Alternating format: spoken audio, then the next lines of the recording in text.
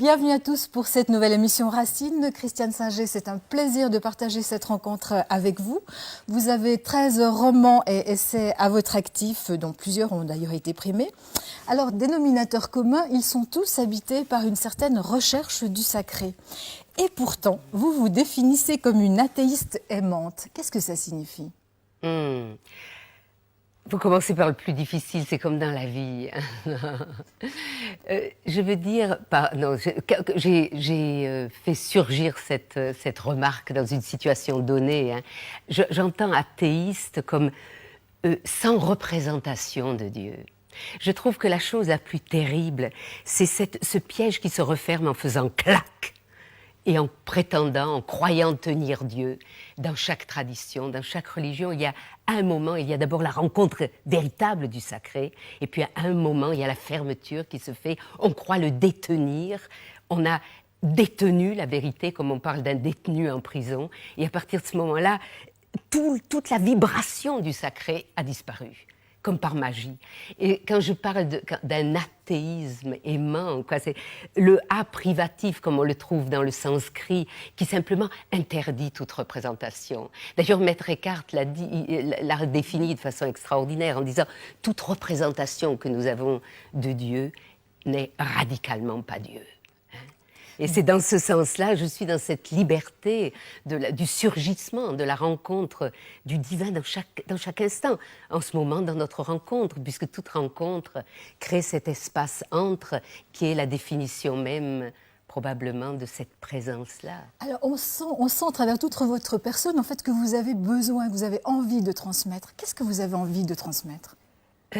Je viens d'écrire un livre sur la transmission, sur la passation, en somme. Vous savez, je vois les générations comme une course de relais et on se passe les uns aux autres ce flambeau de la vie. Hein. Et j'ai l'impression qu'il y a eu dans ces années passées, il y a eu de graves démissions, il y a eu des non-passations. Et pour moi, c'est tellement poignant de voir parfois des jeunes gens à qui personne n'a dit, par exemple, que la vie était sacrée, que leur vie était sacrée, que leur vie, cette vie qui est en eux peut faire la différence sur cette terre. Et c'est pas un contenu que j'ai à transmettre, je m'en garderai. Chaque âme est dans une telle richesse, mais il faut que cette richesse soit réveillée. Et la transmission, au fond, c'est cette attention portée à un autre qui fait qu'en lui surgit le meilleur de lui-même. Comme je suis née du regard de quelques personnes merveilleuses qui se sont trouvées sur mon chemin et qui ont fait jaillir de moi la mémoire de ce que je suis en profondeur. Hein. C'est-à-dire, oui, cette résonance avec tout. Ça, c'est presque une chance. C'est presque une chance parce que c'est à travers une rencontre. On ne les fait pas forcément. Donc, parfois, on peut passer à côté. Je pense que la vie est tellement généreuse, on ne peut pas passer à côté. Vous ne pouvez pas passer à côté de l'automne, par exemple, quand l'automne a commencé. Vous ne pouvez pas passer à côté de la neige quand elle tombe, vous comprenez ? Ce sont aussi des rencontres de la même valeur qu'une rencontre qui est celle d'un compagnon humain, d'une personne qui vous regarde. Tout reflète de la présence. Est-ce qu'on a tous le don de voir, de sentir, de comprendre ? Oui, c'est-à-dire, nous vivons par exemple dans une civilisation qui est un vrai appareil de distraction permanente. Vous savez, Pascal parlait du divertissement. Quand on pense ce qu'était pour lui et regretter qu'on soit sans cesse diverti de l'essentiel, quand on pense que nous vivons dans une culture qui n'a que cette perspective. Hein. Nous sommes en permanent divertissement. Hein. Maintenant, je participe à ce divertissement en étant avec vous dans ce petit appareil qu'on appelle une télévision. Parfois, il franchit quelque chose d'immense, d'immédiat, de vrai, hein, qui crée aussi de la rencontre. Mais nous sommes dans une société qui nous distrait en permanence de l'essentiel et de nous-mêmes. Nous sommes hors de nous.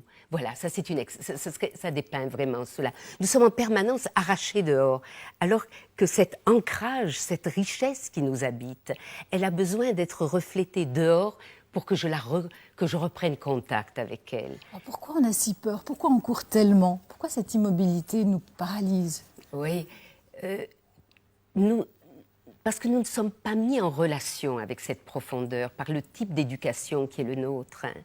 Donc on change tout ? On repart à zéro ? Mais non, en cet instant, nous repartons à zéro. Nous créons une autre manière d'être ensemble, là, de converser ensemble, de faire surgir des idées, des pensées, de la présence, de la qualité d'être. Peut-être ce ne sont même pas les mots que nous allons dire qui importent, mais une certaine qualité qui, à un moment, pour l'un ou l'autre de ceux qui nous écoutent, sera là, tout simplement. Ce ne sont pas des choses qu'il y a à transmettre, ce ne sont pas des contenus, ce ne sont pas des théories. Loin de là, les dieux se rient de nos théories, comme dit Kierkegaard. Ce n'est pas du tout cela, c'est une manière d'être, une manière intense. Vous savez, ce qui manque le plus à notre vie d'aujourd'hui, c'est cette intensité surgie de l'intérieur. Et il faut en donner le goût. Et ce goût se prend dans la rencontre de personnes vivantes. Alors, dans vos différents livres, vous parlez des peurs, vous parlez de nos rages. Au fond, comment est-ce qu'on lutte contre ces peurs, contre ces rages, contre ces colères qu'on peut avoir ? Elles font partie de du viatique. Il y a toute cette partie d'ombre en nous-mêmes et cette partie, au fond, qui est indignée de tout ce qui fait barrage à la vie véritable. Je pense qu'il y a aussi, dans cette sinistrose générale à laquelle on assiste très souvent, cette nostalgie profonde d'une vie qui serait la vraie vie. En feuilletant Le Monde récemment, je trouve dans les annonces le souhait qu'adressent des parents à une jeune fille en lui disant « Pour tes 20 ans, Mathilde, je ne sais plus son prénom, nous te souhaitons une vraie vie. » Et cette expression, dans sa simplicité, m'a touchée au plus profond. C'est cela. Cette essence, c'est l'immédiateté des choses, non plus ce détournement par le commentaire d'un autre, mais l'immédiateté dans la relation avec les êtres et avec les choses. Alors vous, quels sont vos outils pour gérer ces moments difficiles ? Parce que comme tout le monde, vous en avez traversé. Mais bien entendu, c'est tout simplement l'assurance que rien ne nous est donné pour nous écraser, qu'il y a une force d'apprentissage dans chaque qualité qui nous visite, et que souvent c'est justement ce mal-être qui va nous mettre en chemin, qui va nous faire obliquer sur le chemin, qui va nous faire partir dans une direction qui sera plus véritable, qui sera qui répondra davantage à notre appel, à notre désir profond. Donc, moi, je plains seulement les personnes qui n'ont ni maladie, ni crise, ni difficulté, parce que elles flottent à la surface des choses.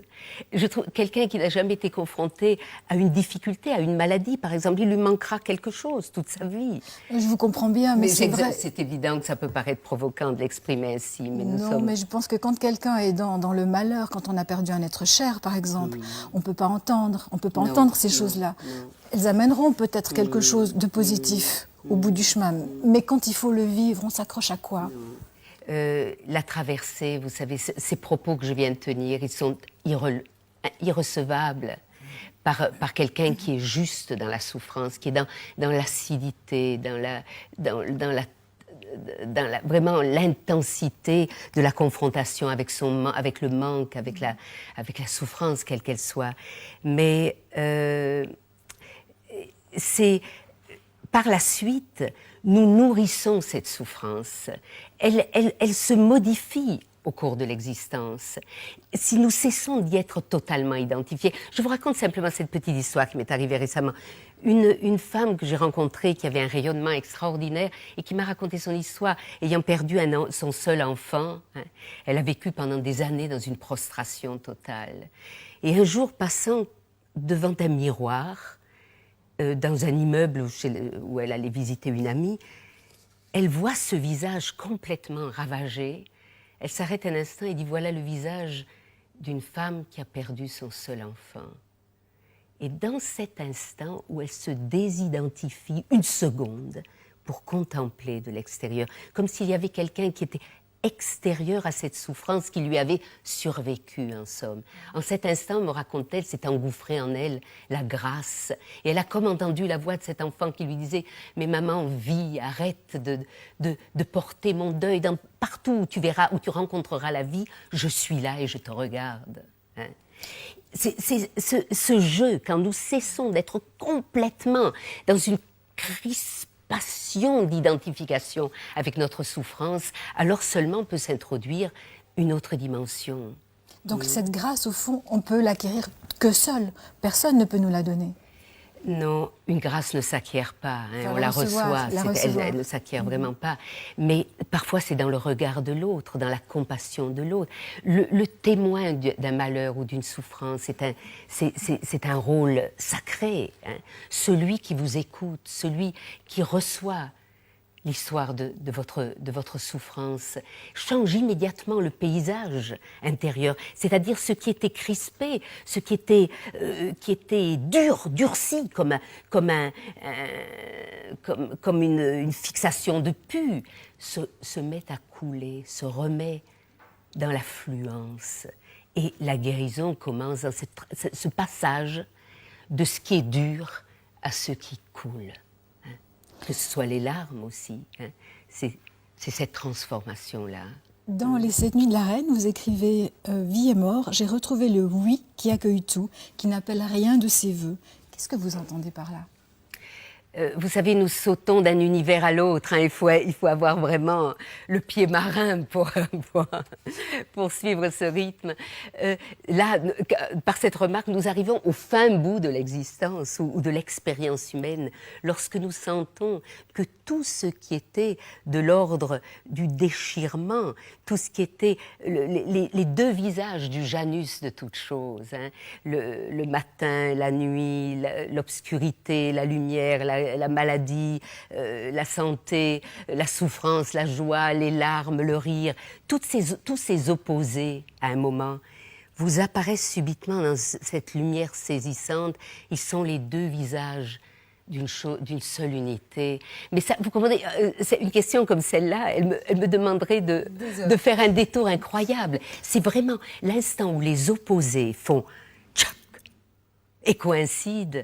C'est l'illumination, c'est l'éveil, c'est l'instant où nous cessons de devenir des morceaux choisis en disant ça j'aime, ça je veux bien, ça oui, ça non, oh non, ça j'aime, mais je m'en éloigne le plus. Lorsque nous recevons ce qui vient, en comprenant que tout est le visage voilé d'une unité intangible, hein, c'est-à-dire que la face cachée des choses, l'univers caché des choses, vient frôler notre univers d'ici. C'est comme si le rideau était soulevé. Hein. Le vent entre, hein, et subitement deux univers séparés se rejoignent. Ça, c'est vraiment... Là, nous sommes tout près du réel, où tout ce qui est séparé est dans cette unité première de la création. Est-ce que c'est là qu'on comprend qu'en fait la Terre ne nous doit rien, que tout ce qui nous est offert est cadeau ? Mais bien sûr, vous savez, une des souffrances les pires dans notre société, dans la manière dont nous vivons, dont nous sommes éduqués, c'est la revendication permanente, le larmoiement permanent, la voracité encore plus, et cela m'est dû, cela m'est... Je vais souvent parler dans des écoles, j'ai le bonheur, moi j'ai la passion des jeunes et des enfants. Je dis, et tu crois que quelque chose t'est dû? Alors viens ici, qu'est-ce que c'est que cette histoire? Rien ne nous est dû. Tout est cadeau, même les coups de pied au derrière, et surtout eux. Hein. Rien ne nous est dû sur cette terre. Et c'est justement cet organe de la gratitude qui a été mutilé dans notre modernité et qu'il faut refaire surgir, sinon nous sommes en permanence des affamés. Hein. Alors peut-être en conclusion, Christiane Singer, un mot à réfléchir, à méditer, un mot qui pourrait être un compagnon pour nous aider à traverser les moments les plus difficiles de notre vie. Comme ça, vous voulez comme ça, Alors peut-être l'assurance que tout ce qui nous rencontre a un visage secret, a un message, même ce qui nous fait le plus souffrir, nous délivrera un jour son autre visage. De ne pas être perdu dans la souffrance au premier degré. Mais donc, dans l'attention de ce qui va se révéler derrière, oui. Donc toujours être à l'écoute, être en amour avec les autres, avec soi-même d'abord. C'est le plus difficile. C'est le plus difficile, c'est le plus difficile. Et tant que nous ne le sommes pas, il est évident que nous sommes des fréquentations dangereuses pour les autres. Puisque nous cherchons sans cesse compensation dans la relation. ce travail de se rencontrer, de s'incliner devant ce mystère que nous abritons chacun, le plus difficile, le plus incroyable des passages de l'Ancien Testament où il est dit « Seigneur, je te remercie de cette merveille que je suis et que tu as créée. » Et une dame s'approchait de moi en me disant « C'est pas possible que ce soit dans la Bible. » Et pourtant, pourtant c'est l'essence même. Ce sera le mot de la fin. Oui. Je vous remercie d'avoir participé à cette émission, de l'avoir partagée avec nous.